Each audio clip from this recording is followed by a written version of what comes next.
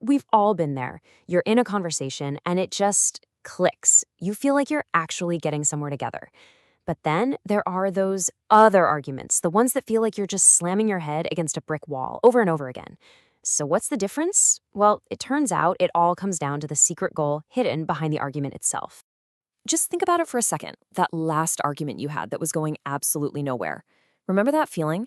You're just talking past each other, the frustration is building, and you can't figure out why. Well, the reason that happens isn't really about what you're arguing about. It's about the unspoken purpose of the whole conversation. All right, so let's start by taking a closer look at one of these go nowhere arguments. We're going to use a real world example to see how logic can be used not to find the truth, but to build, a fortress around a belief that's already set in stone. Okay, now let's set aside the politics for a moment and just look at the mechanics of this argument. See how it's not really about exploring an idea, it's pure defense. The conclusion has already been decided, and all the words are just there to deflect criticism, not to actually engage with it. And that right there, that's the heart of the matter. Research from the Journal of Business Ethics basically suggests that behind every single argument, there are one of two fundamental motivations. You're either working together to find the truth, or you're in a competition to win. So let's actually break these two types of arguments down. We're talking arguing to win versus arguing to understand. Because I'm telling you, once you can spot the difference, you'll start seeing it absolutely everywhere, from a huge business meeting to a simple disagreement about what to have for dinner. First up, we have what's called heuristic argumentation. The best way to think of heuristic is like a shortcut to find a real practical solution. In this case, both people are genuinely trying to figure things out. They're using reason, they're using evidence, and they're trying to persuade each other to get to the best possible answer together. It's like a team sport. And then, on the complete other side, you've got eristic argumentation. The name actually comes from Eris, the Greek goddess of strife and conflict, which tells you a lot. Here, the goal has nothing to do with finding the truth. It's all about winning. It's about dominating the conversation, making your opponent tap out, and often using logic that just sounds good to serve your own interests. Okay, this table really lays it all out, side by side. Take a look at the reasoning row for a sec. The eristic style is partial, and what that means is it completely ignores any piece of evidence that doesn't help it win. Now, the heuristic style can still be biased. I mean, we're all human, right? But the crucial difference is that it's still open to being persuaded by a better argument or by new facts. That's huge. So why does any of this really matter? I mean, who cares? Well, it matters a lot. Because when the topic shifts from something simple, like your favorite movie, to real moral questions, the style of argument you pick has some really serious ethical consequences. To really get the ethics here, we've got to separate problems into two different buckets.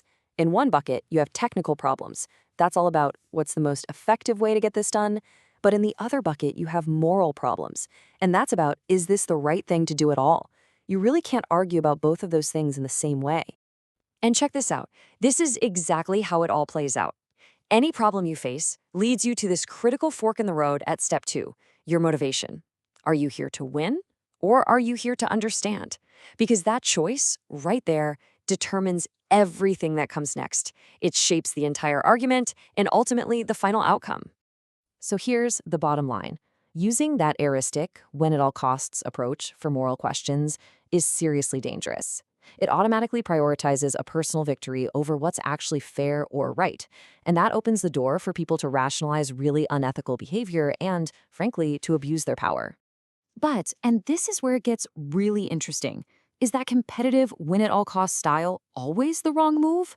Well, it turns out there's this one very narrow, very specific exception to the rule where it might, just might, be the better option. So first, for this to work, you need a situation of extreme uncertainty. We're talking about a scenario where nobody really knows the right answer. There's no good data, and every single option is basically a shot in the dark. And second, and this part is absolutely critical, the problem has to be purely technical. There can't be any moral dimension to it at all. We've already agreed that the action is ethically okay. We're just trying to figure out the best way to get it done. So in that very specific sweet spot, super high uncertainty and zero moral stakes, that sort of irrational confidence you see from someone arguing to win can actually be a good thing. It can cut through the paralysis when a team is stuck with too many options, or it can fuel that bold vision an entrepreneur needs to launch something brand new. So this all builds up to one final, Crucial point. The choice that you make.